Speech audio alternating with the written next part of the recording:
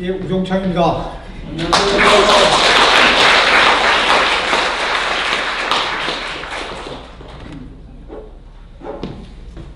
저는 이 자리가 이렇게 거창한 자리인 줄 몰랐습니다. 그냥 제 차에 좀 갖다 놓고 좀 소개도 하고, 저는 그런 자리로 오늘 무슨 제고 강연을 하는지 전혀 부탁도 없이 제가 그냥 오늘 왔습니다. 사인만 하고 이제 가려고 왔는데 또 한 시간을 떠들으라 하는데 일단 이렇게 하시죠.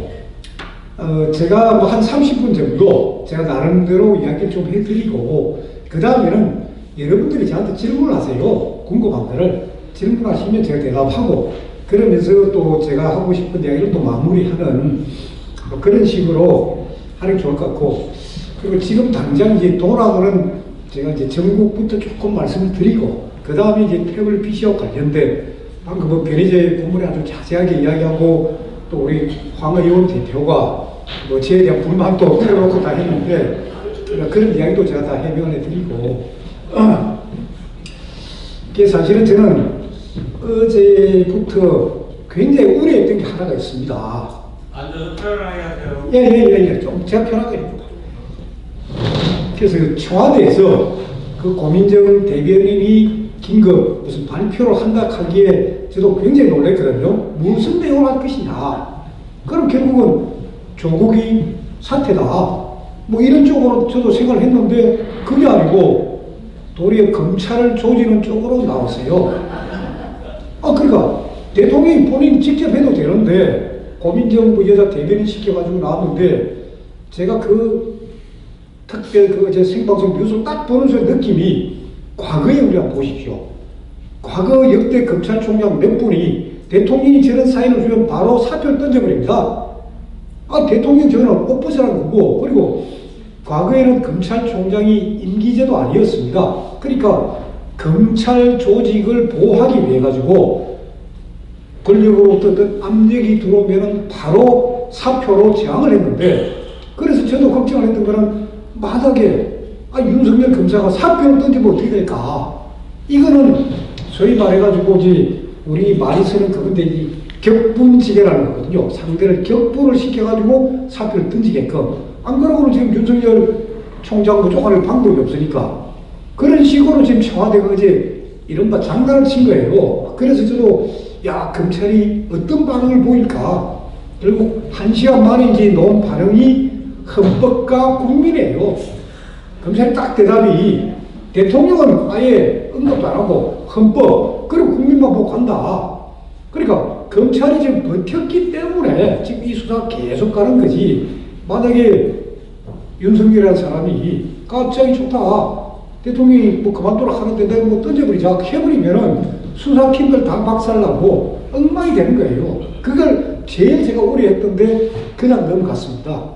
넘어갔고, 그래서 제가 오병훈 민정수석하고도 통화를 했어요. 자, 이럴 때 검찰총장의 사표를 던질 것이냐 말 것이냐, 어떻게 보느냐, 당신네들은, 전직 검사 출신들은. 그러니까 역대 같으면 던지는데 윤석열은 안 던진다. 안 던지고 이제 드디어 한판 제대로 붙은 거다. 그래서 지금 이제 큰 사람 붙었는데, 그럼 그 다음 단계는 뭐냐? 저 보세요. 우리가 대충 예상할 수 있는 건 일단 정경심 교수의 소환은 이미 예정이 되어 있습니다. 무조건 이제 포트라인에 세워가지고 소환을 합니다. 하는데 지금 딸도 있고 아들은 조금 빠져있고, 소위 오촌 조카라는 장소는 구속돼 있고, 다음에 조국 동생도 지금 걸려있고, 지금 많이 걸려있단 말입니다. 역대 수사를 보면은, 그래도 이제 우리 국민들이 조금 착각을 하는 게, 부부는 구속 안 한다, 그렇게 알고 있는데 그 법이 없습니다. 다만 부부를 구속할 경우에 조금 인간적으로 좀 심하지 않느냐는 그 여론 때문에 못했던 거지, 부부 구속 가능합니다.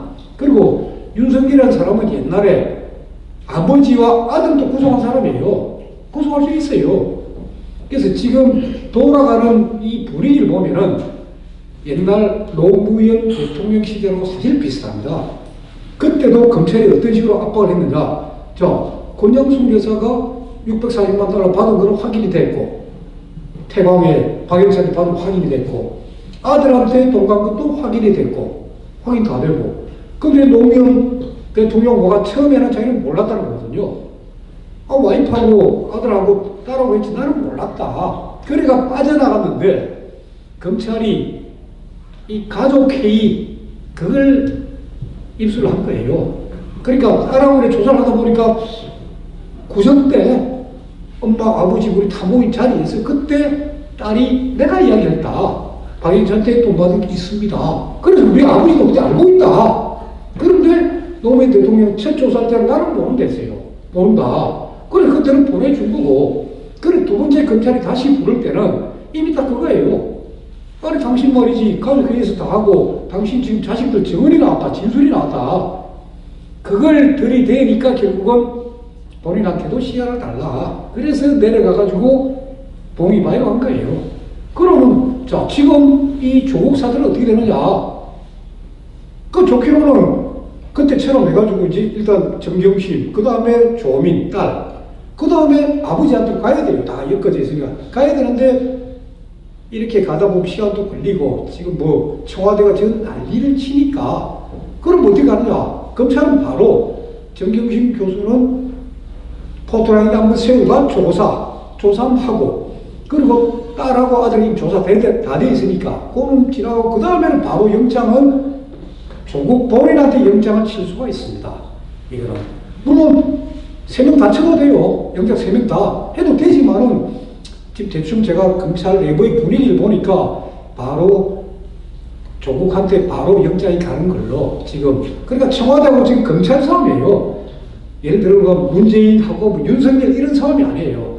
청와대하고 검찰이 조직의 싸움이고, 지금 검사들은 소위 말해가지고 도끼가 올라온 거예요. 지금 대통령이 한마디 하니까 검찰총장 네 사표 내라고 했는데 지금 버티는 거 아닙니까? 검사들이 지금 도끼가 올랐어요. 지금 그리고 아니 윤석열 팀 보세요. 한동훈 검사, 이복현 검사 다 특검팀에서 딱 칼잡이들 박근혜 대통령을 감옥 보낸 사람들 아닙니까? 이미 권력 감옥 보내는 거 이미 칼잡이로서 이 맛을 들인 사람들이에요. 그런 사람들 지금 뭐 문재인이 떠든다 해가 전혀 신경 안 쓸 그런 사람들, 지금 그런 사업이 지금 붙은 거예요 지금. 그러면 결국 어떻게 하느냐? 이제는 이제 힘과 힘이 부딪히니까 결국은 이제 이성이 아니고 감성이에요. 호소. 자, 누가 실수하고 누가 국민의 마음을 잡느냐. 지금 결국 이 싸움으로 가는데 지금 그 싸움에 단서를 던진 놈이 지금 탁현민이에요. 탁현민이가 지금 바로 박노의 시를 딱 지 페이스북에 올려버렸습니다. 그게 뭐냐? 사과나무의 진실이에요. 근데 시는 다 보겠지만 뭐냐면 사과나무가 열매를 맺기 위해가 그동안에 뭐 바람도 맞고 태풍도 맞고 온갖 고난을 겪으면서 열매를 맺는다. 그게 사과나무의 진실이다. 그런 식으로 조국이 내가 버텨라 하는 사인을 지금 박노해가 주고 그거 이제 탁현민이가 지금 올리고 결국은 국민들한테 이제 감성적으로 호소하는 거예요 이제. 그러면 검찰이 실수하면 검찰이 가는 거고 지금 청와대가 실수하면 청와대가 가는 거고 지금 그런 싸움이에요 완전히.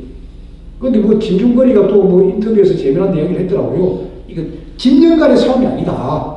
그러니까 좌파 우파 이 싸움에서 이제는 완전 이 감성 싸움에서 누가 이기는 지느냐. 지금 이런 묘한 싸움이 벌어지고 있고, 오늘 제가 이제 태극기 집회 현장에 사실 제가 이제 12시에 서울역, 그리고 1시 15분에 대한문, 그리고 1시 40분에 제가 이제 일파만파, 동아면세제파, 그리고 2시쯤에 교보문고, 한 바퀴 쫙 돌았어요. 제가. 돌면 분위기를 다 보니까, 광화문에 소위 말해 지금 피냄새가 납니다. 피냄새.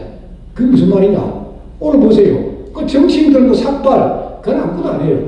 오늘 나라 지키기 고교연합.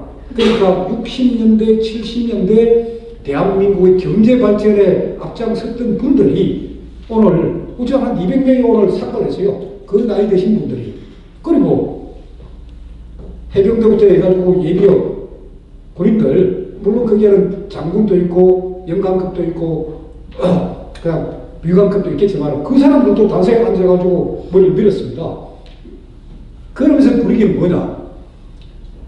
한 몇십 명이 죽어야 된다. 그래, 그게 뭐냐? 10월 3일이에요. 10월 3일 개천절 때. 그때 몇 사람이 진짜 목숨을 잃어야 대한민국이 바로 된다. 지금 그런 분위기가 돼 있는 거예요.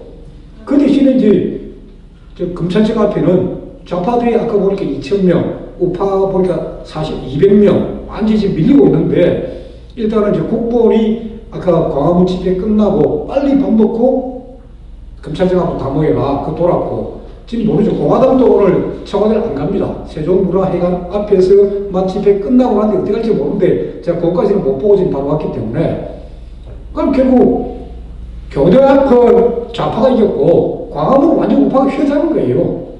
진짜 그런 분위기. 제가 보기에도, 와, 이제 분위기가 진짜 살벌하다. 이제는. 잘못하면 진짜 막 피바람이 부는 그런 것까지 왔구나. 지금 상당히 지금 대한민국 그 정도 위기입니다. 지금 분위기는. 그런 상황이라는 걸 제가 일단 좀 말씀을 드리고, 이 태블릿 PC에 대해서는 사실 저는 내용을 모릅니다. 전혀 내용을 모르고, 저도 아까 변희재 공무원도 이야기했지만은, 변희재 공무원이 문제 제기를 하니까 그때부터 저도 이상하다 된 거예요.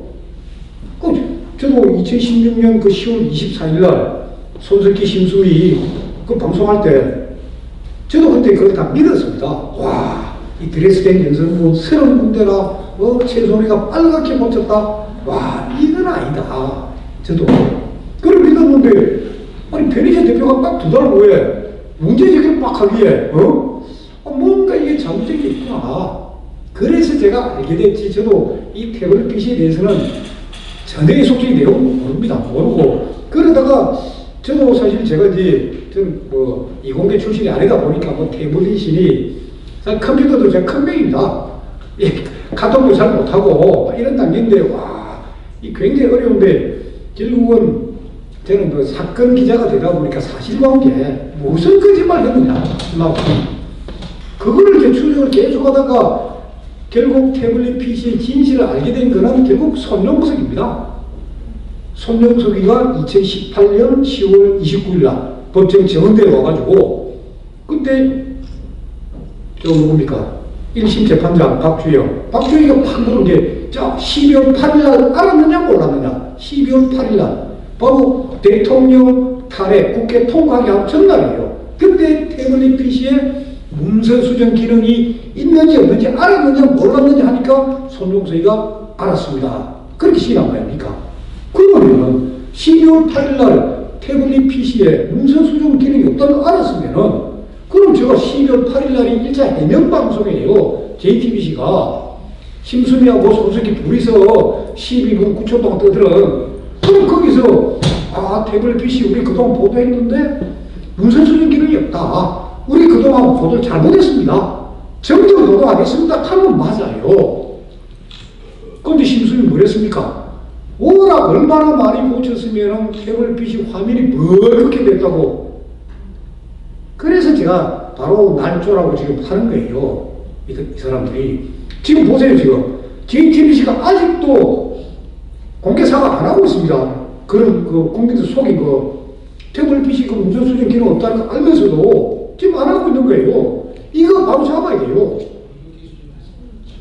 심하게 이야기하면은, 저도 아직 법적인 거를 지금 법률가들하고 상의하고 있지만은, 아니, JTBC, 손석희, 심수미, 김필중, 손용석, 일부 기자, 그리고 홍석현, 이 사람들 국가 반역자예요. 국가 반역자로 처벌해야 돼요, 이거는. 이 사람들은. 아직 법률적으로.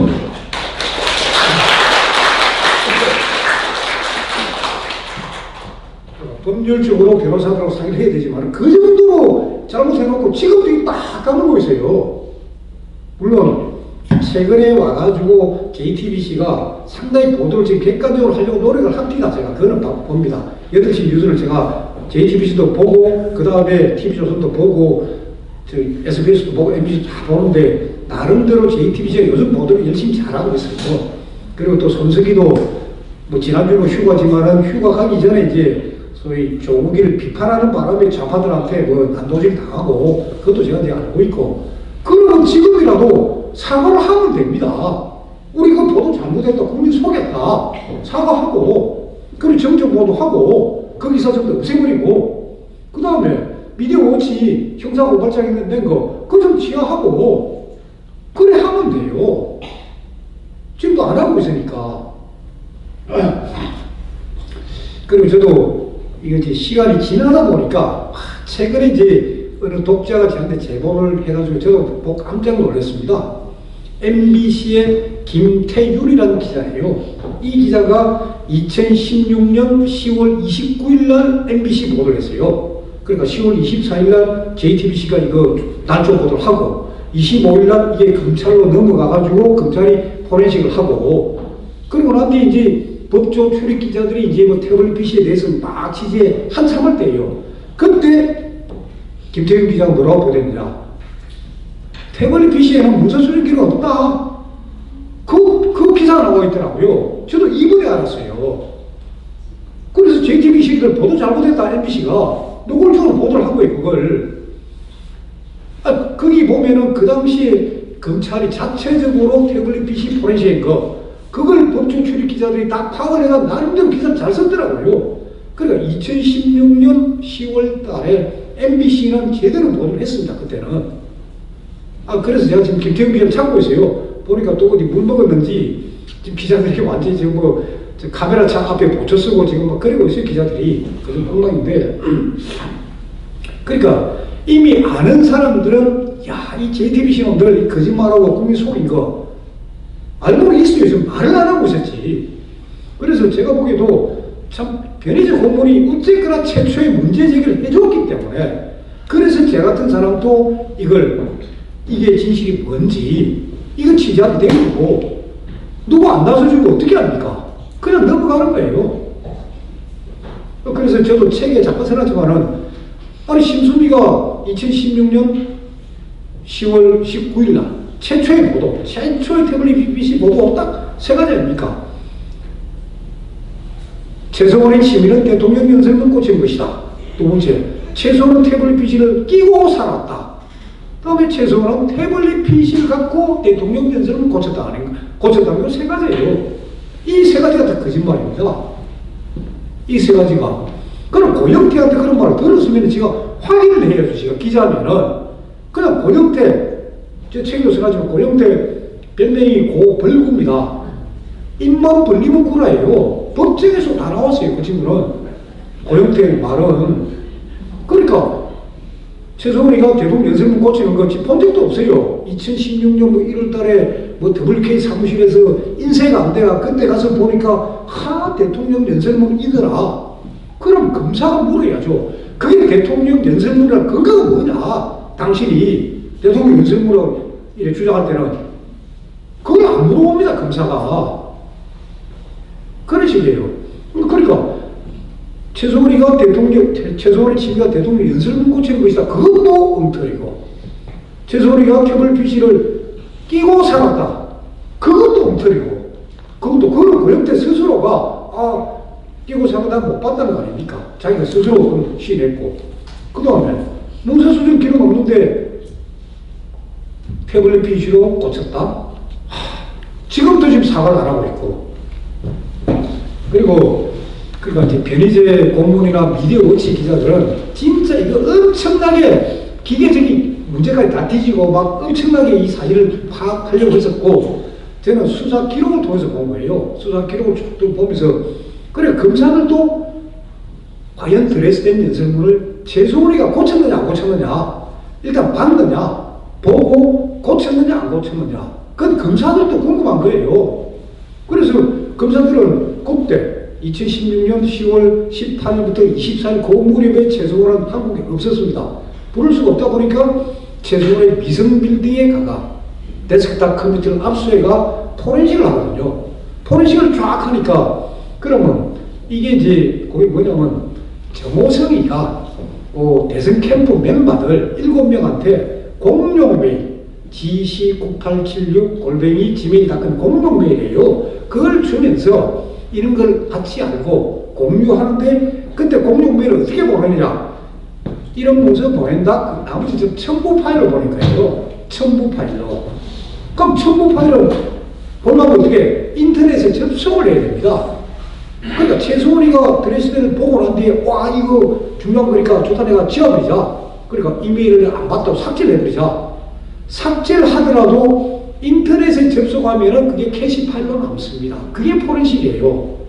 그래서 검찰이 포렌식을 해보니까 드레스덴 문서를 본 흔적이 없는 거예요. 최소원이가. 그리고 정호성한테도 제가 물어봤어요. 물어보니까 정호성이가 내가 한 200건을 보내줬는데 최소한 반도 안 읽었다 이게야. 그러니까 최소한은 지 관심사만 좀 보고 관심 없는 거는 그냥 지워버리니까 열어보지도 안 하고.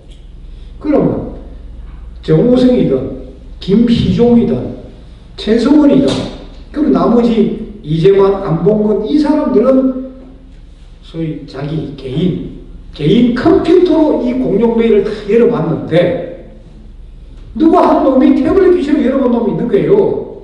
누구 하나가 태블릿 PC에 이 문서가 들어있고 이게 열어봤다는 흔적이 다 남아있는 거는 태블릿 PC를 가지고 있는 사람은 이 태블릿 PC로 열어본 거예요, 이걸. 그럼 누구예요, 그게? 개통자, 요금 낸 사람. 그건 김한수예요. 그게 포렌식에 다 드러나니까 검찰에서 최소한 데스크탑 컴퓨터 쫙 가보니까 정호성이가 보낸 게 188건가 보냈는데 최소한 컴퓨터에 144건, 나머지는 안 본 거고 144건 쫙 해가 138건 쫙 리스트를 다 뽑은 거예요. 쭉 한들 그게 드레스덴 성분이 없어요. 안 봤으니까.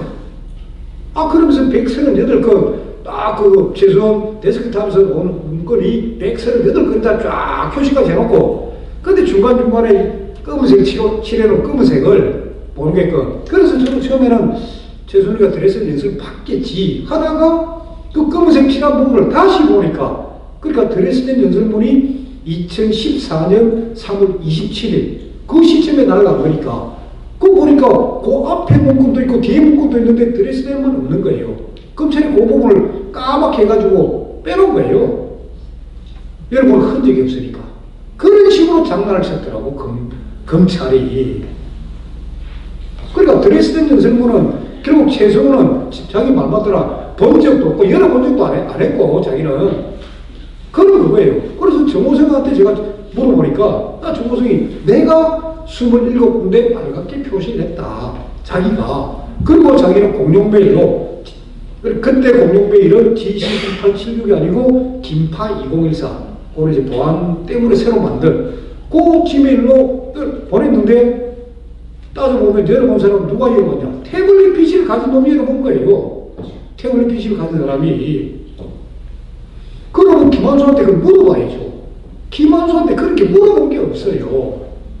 그러니까 지금 변희재 고문하고 미디어워치 기자들이 지금 이 소위 말해가 지금 재판을 받고 있는데 김한수 불러가지고 김한수 지금 검찰에 3번 조사받았는데 조사 이런 내용들 당시 태블릿 PC로 열어본 거, 그럼 처음 다 하면 되는데, 뭐, 김한수 지금 증인도 안 받아주지. 김한수 출입국 기록도 안 받아주지. 오케이, 안 해주지. 그러니까 김한수, 거기에다가 장시호, 그러면 이병헌이, 최소원의 그 큰 누나 아들 이병헌이, 얼마들이 다 돈이들이에요. 그 얼마들 해외 출입국 기록, 검찰하고 법원이 전부 다 지금, 아니, 그거 뭐 오케이 해주면 이게 다 드러났는데, 왜 그걸 오케이를 안 해줍니까? 그거를. 이게 태블릿 PC고, 그러니까 아까 제가 그 MBC의 김태훈 기자가 그렇게 기사 쓴 것처럼 이미 아는 검사들은 다 알아요. 이 장난쳤구나. 그리고 최소희가 안 내려봤구나. 아는데 말은 할 수는 없죠. 그러니까 지금 미디어워치 팀들만 애꿎게 지금 막 고생하고 있는 거예요. 따지고 보면 저는 이 사건, 그때 저한테 썼을 때 조금만 저한테 기회를 줬으면 저는 바로 재판부를 향해가지고 이 사건 공소기각하라고. 공소사실이 없으니까 이거 공소기각 그냥 끝내라고. 이건 뭐 유죄무죄 다툴 필요가 뭐냐고. 검찰이 공소를 제기한 것 자체가 잘못된 사건이다, 이 사건은. 뭐, 근데 그런 말은 제가 할 틈이 없었습니다.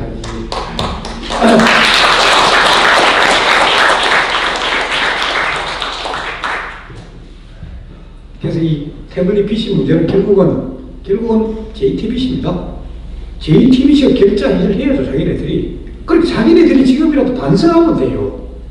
반성하고 자기네들이 잘못했다 하고, 그리고 지금 피해를 준 사람한테 피해를 보존시켜주면 돼요.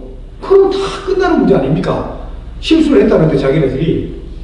그러니까 손용석이도 처음에는 태블릿 PC를 처음 우리가 입수했을 때는 그 뭐 문서 수정 기록에 대해 관심이 없었다. 근데 한 달 후에 알았다 하고 이제 법정에서 이렇게 적을 했어요. 그런데 아니 태블릿 PC는 발견은 10월 18일 날 하고 JTBC가 각 공고를 10월 20일 날 갖고 오고 10월 24일 날 보도를 하고 10월 25일 날 10월 24일 날 밤 7시 반에 검찰에 줘버립니다. JTBC는 4일밖에 안 갖고 있습니다. 그럼 어떻게 한 달 후에 알아요? 그것도 거짓말이에요.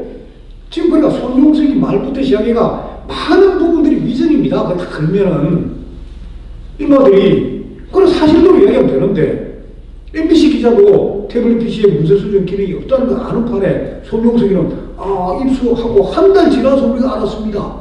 그러니까 또 박주영 판사는 또 그게 12월 8일이냐 아니냐 12월 8일 전에 알았습니다. 이런 식 재판이 지금 그래서 이 태블릿 PC 문제를 JTBC가 빨리 못 풀면은 JTBC는 상당히 문제는 생길 거예요. 제가 볼 때는 아직은 많은 국민들이 이 태블릿 PC의 진실을 모르기 때문에 이렇게 있는데 자 지금 재미난 사건이 한 언론사에서 벌어지고 있습니다. 지금 언론사 문제가 되니까 언론들끼리 보도를 안 해서 그렇지 엄청난 사건이 하나 벌어지고 있어요. 그게 뭐냐? 조선일보예요. 조선일보 우병우 사건입니다. 그러니까 대통령 탄핵 전국에서 이 좌파나 이쪽에서 제일 먼저 한 게 뭡니까? 우병우 민정수석 제거예요. 유일하게 지금 저항할 수 있는 사람이 우병우인데 그래가지고 소위 7월달부터 우병우 그 장인 역삼동 땅 엄청나게 말이지 그 뭐 큰 이익 보고 팔고 그게 뭐 진경주의가 개입하고 어쩌고 그 엉터리 보도를 했습니다. 그건 아마 다 아실 거예요. 그때 우병우 사건 보도회가 결국 그것 때문에 우병우 수석이 8월 달부터 거의 2달간은 민정수석 역할도 못하고 자기 사건 걸려있으니까 결국 10월 달에 청와대를 떠납니다. 결국은 물론 조국이가 막 난리친 거 아닙니까? 그리고 김한길 떠나버리니까 결국 박근혜 대통령을 보여준 사람이 누가 있습니까? 아무도 없죠. 그때 뭐 안종범 박근혜 대통령 배신자고 김성우 홍보수석 그것도 배신자고 이병기 비서실장 그것도 배신자고 그런 사람들 기록을 다 보면은 차은택도 머리쳐가 다 들어갔어요. 차은택이가 별의 짓을 다 했더라고요 보니까. 그래서 우병우가 그렇게 되는데 그러고 우병우가 바로 조선일보를 상대로 이제 민팅사를 걸었고 그 다음에 조선일보 보도를 그대로 뺏긴 게 경향신문이에요. 경향신문이 또 똑같이 나오니까 똑같이 경향신문 그런 거예요. 그러니까 그 재판을 하고 있는데 지금 2심 판결까지 나왔습니다. 1심, 2심. 판결이 뭐냐? 조선일보가 1면, 2면 두 개의 면에 걸쳐가지고 정정 보도를 하라예요. 그걸 못하면은 하루에 50만 원씩 벌금 내라예요. 지금 그게 자 언론사가 그래 실수하고 정정 보도 할 수 있어요. 근데 정정 보도 눈에 안 띄게 조그맣게 하고 숨기고 뭐 이러지 않습니까? 근데 지금 판결문이 뭐냐? 1면, 2면 전체에 걸쳐가지고 정정 보도 하는 거예요.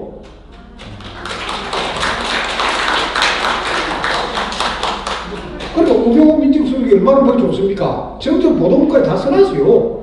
그거 전부 다. 그러면 아니 조선일보가 소위 말해 창립 이후에 처음으로 두 개의 면에 그것도 저 뭐 3면, 4면, 뭐 12면, 뭐 30몇 면이고 1면, 2면입니다. 조선일보 얼굴이에요. 두 개의 면에 걸쳐가지고 지금 정정 보도를 해야 되고 그걸 못하면은 하루에 50만 원씩 돈 내야 되고 지금 이런 일이 벌어지고 있는데 아무도 지금 보도를 안 하고 있죠. 그러니까 조선일보는 일단 대법원에 이제 상고를 했죠. 시간 벌라고. 선고에 들 일은 아니에요, 이거는. 1심도 그래 판결 났고, 2심도 그래 판결 났고, 대법원도 마찬가지예요. 이거는. 그러니까 조선일보가 하루 빨리 참 국민들한테 반성하면 돼요. 우리도 그때 속았다. 그럼 조선일보가 지금이라도 반성을 하고, 참 국민 여러분 죄송합니다. 우리도 그때 몰랐고, 그리고 지금 조선일보 분위기는 그 기자 한 사람 있죠. 제가 공개되는 거니까 이름 안 밝히는데, 그 기자 때문에 조선일보가 상당히 지금 허위 보도를 하지 않았습니까? 그래서 그 기자의 흔적을 없애려고 조선일보가 지금 굉장히 노력을 하고 있어요. 그러니까 자체적으로 흔적을 없앨 게 아니고 공개적으로 국민 사과를 하라 이거예요. 조선일보가. 자, 요즘 TV조선 보세요. 시청률 1등입니다. JTBC보다 뉴스 시청률도 1등이고 드라마, 연애, 엔터테인먼트 전부 다 1등이에요. 지금 TV조선이 굉장히 인기 좋아요. 지금 JTBC는 확 쳐지고 있고, 그럴 때 조선일보가 빨리 사과를 하면 됩니다. 지금 버티고 있으면서, 그러니까 지금 조선일보는 두 개면, 1면, 2면, 2개면 한 개 정도 하자. 그러니까 오병호 수석을 위해서 우리가 완전히 뭐 홍보용 기사도 쓰려고 타는데 2개면은 너무나 쪽팔리니까 한 개면은 좀 해줬으면 좋겠다. 그것도 오병호가 누굽니까? 너. 지금 그런 일이 벌어지고 있습니다. 지금 조선일보가, 그러니까 이건 시간을 끌 수는 있죠. 대법원까지 가니까 상고가 됐으니까 시간을 끌 수 있지만은 언제든 해야 돼요.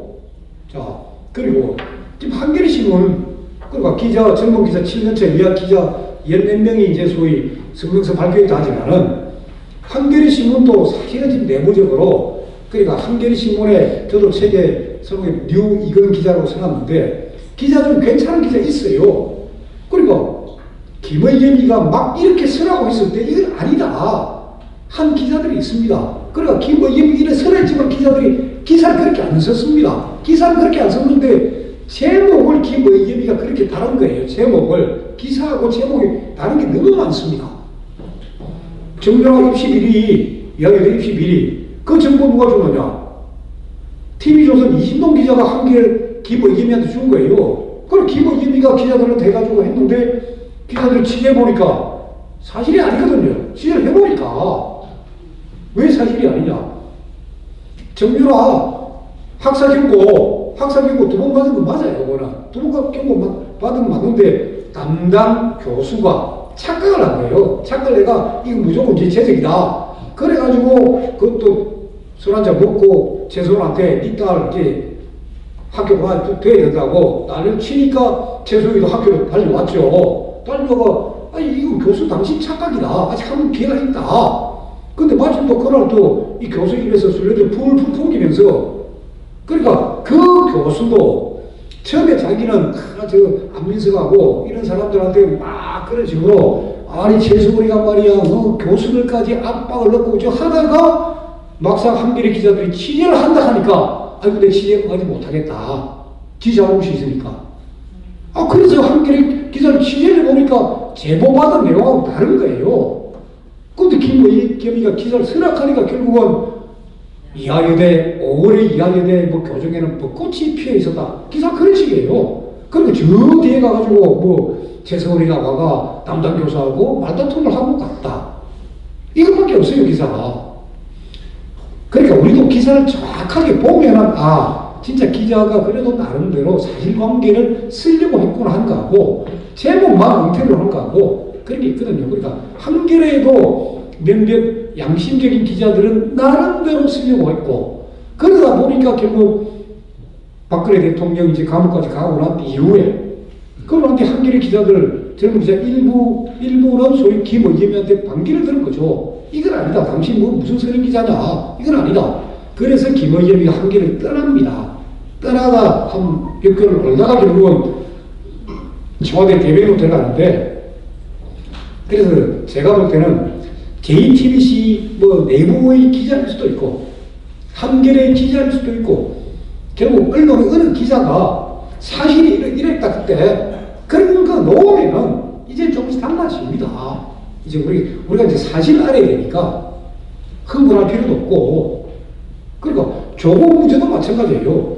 아까 제가 이야기하다 말했지만, 그럼 조국을 구속시키려면 구속 사유가 있어야 돼요. 사무소 위조, 의학 전문대학원 들어가기 위해서 문서 위조했다, 동양대학교 그걸 위조했다. 그건 별로 큰 죄는 아니에요. 기껏해봤자 징역 8월 정도고, 그리고 조국이라는 사람을 사무소 위조로 영장 청구했다고 어쨌다 하면, 그거는 아니거든요. 그럼 뭐냐? 그럼 돈이에요. 잠시, 그러니까 소위 주가 조작 내지는 자본시장법 위반, 이런 금융범죄를 걸어야 되거든요. 그럼 그 지금 수사를 뭐 하느냐? 그 서울 남부지검에서 한 거예요. 그러니까 남부지검 검사를 땡긴 거 아닙니까? 남부지검 검사들을 서울중앙지검에 불러가지고, 지금, 그래서 코링크, 그러니까, 비하인드 펀드? 그거 하다가 지금 레드 펀드, 지금 자꾸 나오거든요, 이제. 그러면서 결국 보니까, 소위 말해 40억 동원해가지고 카지노 투자를 했다가 잘 안 되고, 그럼 비트코인 투자를 어쩌고, 어쨌거나 돈 먹으려고, 주가 조작하려고 했던 게 지금 하나하나 지금 터져나오고 있거든요. 그럼 결국은 남부지검에서 바로 이 주가 조작 쪽을, 그거는 바로 영장 청구가 되는 거예요. 그러면 정경심 빼고 아들 빼고 바로 조국 칠 수 있는 거예요. 그래서 지금은 돌아가는 폼이 결국 남부지검에서 이 주가 조작 부분을 어느 정도 빨리 수사해가지고 딱 엮어내느냐, 거기에 따라서 이제 조국 운명이 결정되는 거예요. 지금 이제 보면은 세상이 좀 바뀌었다 해가지고, 사실 요즘은 유튜버보다는 종편이 훨씬 재밌습니다. 그전에는 유튜버가 재밌었어요. 왜? 종편하고 지상파 아무도 보도를 안 하니까. 근데 요즘 보세요. 종편들 얼마나 보도 잘합니까? 유튜브 안 봐도 조국 정경심은 그냥 종편에서 새로운 뉴스 팍팍 터져나오고 있어요. 근데 지금 그런 뉴스들을 여러분들이 이제 보실 때 이제 정확하게 보세요. 그러니까 기사를 보실 때 기자들이 예를 들어 알려졌다, 전해졌다, 청와대 소식통이 어떻고, 소식통 관계자 하는 기사 있으면 일단 반신 많이 하세요. 반만 믿고 반은 믿지 마세요. 그건 소설이에요, 기자들. 그러니까 확인되었다, 이런 사실이 확인되었다라고 기자가 딱 써놨으면 그걸 믿으세요. 그거는 기사 보세요. 알려졌다, 전해졌다, 검찰 관계자에 따르면, 청와대 고위 소식통에 의하면, 그런 기사 믿지 마세요. 저도 기사할 때, 이거 요 사건 연결을 시켜야 되는데, 결국 연결시키면 안 되면 결국 소설 써야 돼요. 청와대 고위 소식을 잘하는 거 내가 연결시켜야 됩니다. 연결시키려고 하는 거예요. 그러니까 여러분들도 기사 보면서, 이 기사는 50%는 사실이고 50%는 거짓말이구나. 딱 그려버리시고, 이 기사는 사실이구나. 그러니까 조국과 관련되는 문제 중에서도 딱 범죄가 되는 거, 그리고 범죄가 돼야 우리 처벌할 거 아닙니까? 그런 것만 딱 보시고, 나머지는 그냥, 그리고 또 하나가 이제 펀드인데, 문재인 정권에서 이 펀드 제일 잘한 사람은 혹시 누군지 아세요? 조국 아니에요. 장하성입니다. 장하성이, 그러니까 장하성이 조중 대사가 있어요. 있는데, 거기서도 뭐가 나올지 모릅니다. 거기서. 그러니까 지금 여러 가지가 좀 꼬여있고, 여러 가지가 걸쳐져 있는데, 그러니까 아직 저는 지금 대통령 사건, 박근혜 대통령 사건 하다 보니까 아직 그쪽은 안 보고 있고, 그리고 지금 정경심 일단 기소가 됐기 때문에, 그리고 재판은 공개 재판입니다. 그럼 모든 기록 다 공개가 됩니다. 근데 우리가 보면 돼요. 기록 쫙 갖고, 그러면서 검찰이 무엇을 놓쳤다는 거 보면 되니까. 근데 지금 아직 놓을 거는 많이 있습니다. 놓을 건 많이 있고, 이제 문제는 이제 국민들이 알아야 되는데, 요즘 이제 겨우 30대 젊은이들이 이제는 아니다. 문재인한테 속았다. 조국도 아니다. 지금 그런 분위기예요. 이제는. 아직 물론 40대나 이쪽은 단단하게 지금 지지를 하고 있지만은, 그러니까 저도 몰랐지만은 저도 이렇게 가만히 들어보면 제가 갖는 관심하고 이 젊은 사람들이 갖는 관심이 완전히 좀 다르더라고요. 그러니까 젊은 사람들의 이야기가, 장학금은 장학금대로 받고, 그리고 학교에서 융자까지 받고, 서울대학 교수 문제받고 뭐 동양대 문제받고 이게 뭐냐 이거죠. 장학금 받았으면 그걸 문제 신청 안 해야 다른 사람은 되겠대 이까지.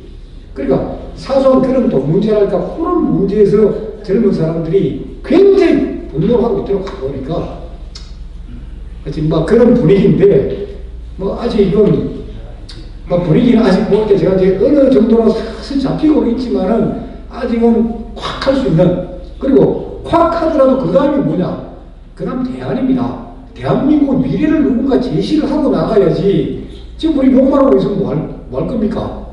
그러니까 정치인 쪽은 아니고 우리 사회 이제 전문가들 특히 이제 카이스트 이병태 교수 같은 분은 경제 쪽 전문가예요. 그분이 지금 탁탁 이야기를 던지고 있는데 그런 전문가들이 나서가지고 대한민국 미래의 청사기 비전을 제시해 줄 때 그런 국민들도 그걸로 탁 귀를 기울이면 될 거 아닙니까? 그래 해야 대한민국이 사는 거지. 저도 한 3년 이거 6.25 훈련 토요일마다 이 태극기 그리고 운동은 됩니다. 체력 관리도 되고 하는데 야, 이제는 변화가 좀 있어야 된다. 이제는 언제까지 태극기만 들고 갈 거냐. 그런 생각을 갖거든요. 오늘 제 얘기를 요 정도로 하고 여러분들 꼼꼼하게 물어보십시오.